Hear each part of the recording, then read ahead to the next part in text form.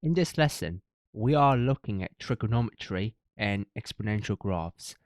So learning objectives of this lesson is to, by the end of this lesson, you should recognize and be able to sketch trigonometric graphs. You'll be able to solve trigonometric equations graphically, so using the graphs, and you should also be able to memorize, I'll teach you, but memorizing obviously your task, the exact values of trig ratios, and last but not least, to recognize the exponential graphs. Now note, you do not have to sketch or draw exponential graphs, you just have to recognize them. Okay, right, so let's bring in the first trigonometric graphs. The first ratio coming up is sine. You will have to know the sine graph, cos graph, and tan graph. So for the sine x, y equals sine x, first of all, there are a couple of values you must know, which are the special values. 90 degrees, in here you can see a dot in here notify the maximum point, and this point is 180 degree, that point is 270 degree, and last but not least is 360 degree.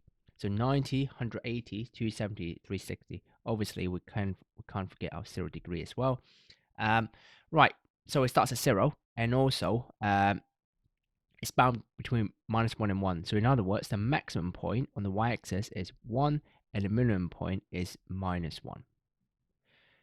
For sine x, there are sort of two reflection lines. The first one is here, which is at 90 degree. So you see a little reflection line in here. So what it means is the left side of the curve is the same as the right side. Okay, and then there's also another one at 270 degree, where this part of the graph is going to be the same as that part of the graph. Now there's also some interaction between the first half reflected part, the yellow highlighted part, and the blue highlighted part, which is actually the negative version of the other one. So for example, whatever the answer in here is, whatever the answer in here is, the answer in here, let's say that one, that will be the same as the negative version of that one here, providing they have the same angle. Okay, right, next one, for cos x. Very similarly, we're going to first write down the special angles: 90 degree, a 0, 90, 180, and 270, and also 360. Now note, every time when we cross through a special angle for sin x and cos x, it will either be at 0 or be at a minimum point or the maximum point. So we have the 1 and -1. Again, cos x, same as sin x, it will be bound between -1 and 1. The reflection line, there's only one reflection line for cos x, which is 380 degree, right in here. Okay, so the left side is completely symmetrical to the right hand side. So that part is the same as that part. Next, let's look at a tan x graph. For tan x graph, it's slightly different. It's not the same as a sin x and cosine x. So for tan x graph, as usual, we'll put in 0 degree in here. Now for the 90 degree, we'll skip 90 degree for now. This point at 0 is 180 degree, and that point is 360. Now, you will see on the side in here about notes, two invisible lines at 90 degree and 270 degree. So these lines are called asymptotes. So they belong here, and there's another one here. Now, one thing you should know about asymptotes is that, well, actually, that's not that one. Maybe somewhere here, actually.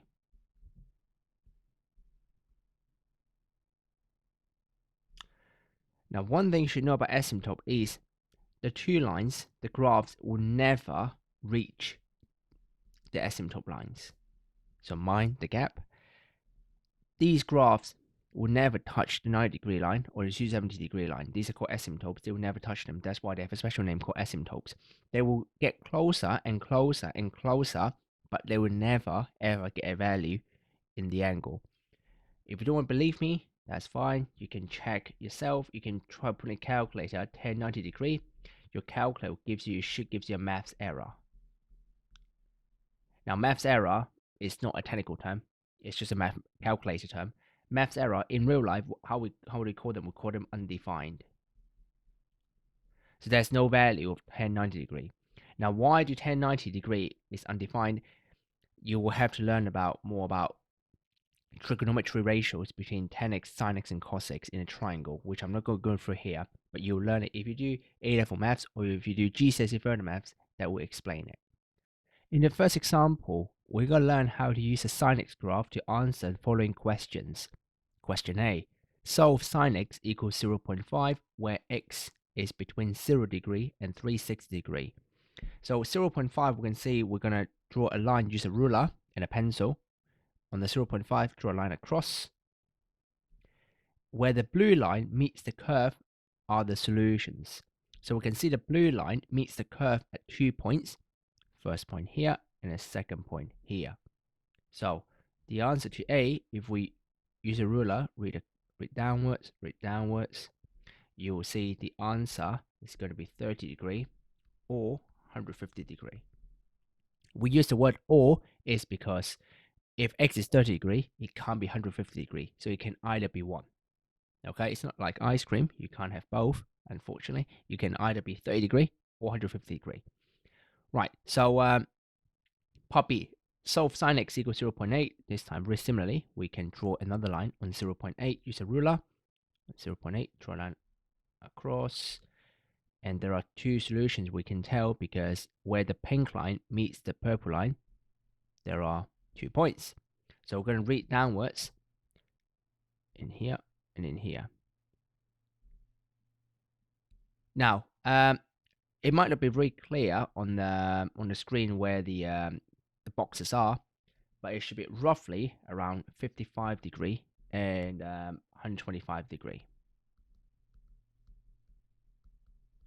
Now, teach a cool trick in here. If you can work out that's 5 degree in there, you also know that's 5 degree in here. Now, why? Because remember the sine graph has a symmetry in here, 90 degree. So they must be sort of symmetrical. Right, so 120 plus 5 is 125 degree. Part C, solve sin x equals negative 0.7. Same trick, but this time on a negative 0.7 side. So negative 0.7 is underneath in here. Draw a line across. We see two intersection points, here and here. Go up, go up. So you will see in here is roughly between 210 and 240. So the middle ground between 210 and 240 is 225. So that's 225 degree. Or between 300 and 330 is 315 degree. Okay, right, next one. Part D. Work out the value for sine 345 degree. So this time we have to read 345 degree on the x-axis. That's somewhere here in the middle. So we use a ruler. We can see the purple graph is underneath that line, so we have to draw downwards and read across. You'll see the answer is roughly negative 0.2. So part D, the answer is negative 0.2. E. Solve sin x equals negative 1, where this time x is between 0 and 720 degree. Now let's forget 720 for now. Let's look at minus 1. So minus 1, as usual, draw the line of minus 1. We see that line. We read above. That's 270 degree. So 270 degree is definitely one of the answers. Now this time the difference is x is between 0 and 720 degree. Now this graph only contains up to 360.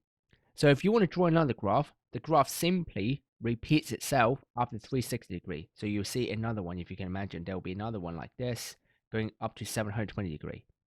So if I want to find another answer that goes beyond 360 degree, I just have to find my original because the cycle repeats every 360. So if I add 360 degree to the original answer that I've got, so 270 plus 360 is 630 degree. This are your answers. So you can find more and more answers. What about the cycle after 720 degree? You keep adding 360 to find more. So if you don't believe me, trust a calculator. You can try put sine 270 degree, which will give you minus 1. If you do the same with sine 630 degree, it will also give you minus 1. Now, just for understanding purpose, if I add another 360, that's 990. You can try put sine 990 in there. You'll also get minus 1, I believe. The next example is where we have a sketched graph of y equals 10x between 0 and 360 degree. Now, without looking at the first page or the previous page of the notes, can you remember how to draw the 10x graph? So we start by drawing axes. So go up here, and then there's the asymptote, 90 degree, and then shape here, we know that's 180 degree. The next asymptote is 270 degree, and the last one is here, and 360 degree. So that's the graph. Okay, so x and y and 0. Given that x equals 25 degree when 10x equals 0.466, well, what does that mean? It means when x is 25 degree, let's say around here, we draw a line in here, 10x is 0.466. So that y value is 0.466. Find other values of x between 0 and 360 degree that will give you the same answer. So if we look across the line, we see another point that the green line crosses the blue curve, which is here. So how do we work it out? Now we know 10x is also symmetrical. So you can see that uplift of the curve will be the same as uplift of this curve in here. So from 0, now start from 180, from 0 to 25. So when you add 25 to that answer as well, so 180 degree plus 25 degree, that will be 205 degree. Of course, again, you can put in a calculator, check your answer. 1025 degree will also give you the answer same as 1025 degree. Put a calculator in both answers, you should get both numbers, you'll get the same answer. Your turn. Here comes practice question 1. This time we'll look at the graph of y equals cos x. See if you can apply yourself and try to use the graph and answer the question below. Pause the video, have a go at the question. When you're ready for the answers, you can press play. Here are the answers. Now each question has a different sort of type of things you're learning in here. A is the most original one, the vanilla flavor, the basic one. So x equals 0.3, so draw 0.3, read the x-axis is roughly around 70 degree or 290 degree. Now because I said the grids are not very clear, so I'll give you a benefit of doubt. If you got any values between maybe 65 to 75, that's roughly okay. And same with that one, if you got around 285 to 295, that's okay. Part B, well, this time the value of x is ranging from 0 to 720 degree. So I've taught you how to do that. You first do negative 0.7, draw a line across, read above, you get two basic values. These are known as the principal values, 135 degree and 225. Or if you've got a value around 130 and 230, that's fine. But to find more answers, you'll add 360 degree to both of these answers and you'll find more. So altogether for part B, there are 4 answers. And hence, for the meme in the right in the beginning, why is the child crying? Because the equation is a trig equation. When it's a trig equation, you can expect more than one answer. Right. So C. What about 10 cos x equals 5? Then that way you have to make cos x a subject first by dividing by 10 over. So 5 divided by 10 is same as a half, which is same as 0.5. Then you can use the graph. Draw a line 0.5 across. 2 answers, 60 and 30. Practice question 2. Part A, sketch a graph of y equals sine x. Again, see if you can remember how to sketch a graph of sine x.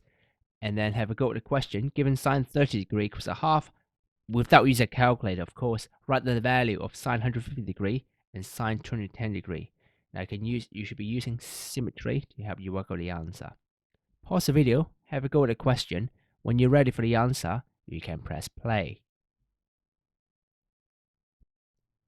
So here are the answers for question A. You should be able to sketch this graph, okay? Quite a nice curve, I would say. Sometimes it takes you a few trials to get a nice smooth curve. It has to be sort of symmetrical as well. Part B, given that sine 30 equals a half, so sine 30 equals a half means 30 degree is here. And I know that value matching it is a half or 0.5. So if I go across from here, I see that's an answer. But they want to sine 150, so that the angle is 150 because from that is 30 degree. Therefore, that's symmetrical using symmetry. That's also 30 degrees as well. So 180 minus 30 degrees, so that's 130 degree. This line is 150. So sine 150 degree will also be a half using symmetry. Now, what about sine 210 degree? Slightly trickier. Sine 210 degree is sine 210 degree is 30 degree past 180 degree. 180 plus 30 is 210. So if I draw in here, 210 degree. Now, because that's 30 degree as well in here, so what it means is if I go across here, I'm sorry, not quite. Let me make it right. If I go upwards, it means the answer would be negative a half because it's a 30 degree, but it's the other side of symmetry. It's the x-axis symmetry. So if you reflect along the x-axis, you got the symmetry as well. So sine 210 degree will be negative a half. Now let me ask you a bonus question. What about sine 330 degree? What would be the answer for sine 330 degree? You can pause the video if you want to. So sine 330 will be here, which is 330 degree. Again, it's 30 degree away from 360 using symmetry. That part of the curve will be the same as that part of the curve. So therefore, sine 330 will be the same as sine 210, which is minus a half. We are sort of done with the trigonometric graph. It's time for me to expose you to the exponential graph. It's for you to gain some exposure. See that pun? Sorry about a bit too lame, sorry. So, exponential function is a function which its variable is on a power. For example, y equals 2 to the power of x, 3 to the power of x. These are called exponential functions. So, you might have heard of people saying, oh, something's increasing exponentially. It means going up really, really quickly. As you can see, the graph of 2 to the power of x or 3 to the power of x, you can see the graph is, rocketing quite quickly. It's increasing quite quickly. So, the difference is, if you have a base, we've got a base 2, base 3, base 10. The higher the base, the steeper you can see it increases. So in general, the graph of exponential graphs looks like this. So it starts from another asymptote on the x-axis, and then we're going up like this, and it all crosses at 1. So that's all you have to remember. So there's an asymptote. At x-axis. X-axis is also known as y equals 0. So you just have to know 2 points. There's asymptote at the x-axis, and it crosses at 1, and it goes up that way, and a curve. That's it.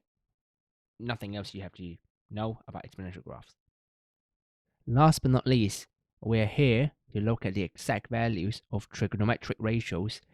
These angles are known as special angles or exact values: 0, 30 degree, 45 degree, 60 degree, and 90 degree. You have to remember each of them. They will be tested in your non-calculator paper. Obviously, you could come up in a calculator paper as well, but if you've got in a calculator paper, you can use a calculator, of course. 10, 30, sine 30, you can get it from calculator. But the thing is, it could come up in a non-calculator paper. You have to know them as well. So we'll start from. I'll teach you some tricks how to remember them for sine and cos. For 10, there's nothing you can do but to remember them all. For sine 0, we know 0. Sine 0 start from 0 and 1 and 1 and 0. So that's the first 4 boxes you should put it in. Sine 0 is 0, sine 90 is 1, and then for cos, it's the way around. Now, for 30, 45, and 60 degree for sine, so we first of all put a denominator of 2 all over 2, all over 2, all over 2. And then on the top, serve a 1, 2, 3, and for cos, it'll be 3, 2, 1, but put a square root on top. Now, you'll be thinking, what's square root of 1? The same as 1, isn't it? Yes, therefore we can write a half. So we can write a half. So up to whether you want to put a square root or not. So people don't usually, of course, so 1, 2, 3, 3, 2, 1, square root. That's how you remember it. So what's sine 45 degree? So if someone asks you, what's sine 45 degree? Okay, maybe before dinner, mum asks you, oh, can you, rather than asking you, can you set up a table? And then instead she asks you, what's sine 45 degree? And straight away you should be answering her, root 2 over 2. Okay.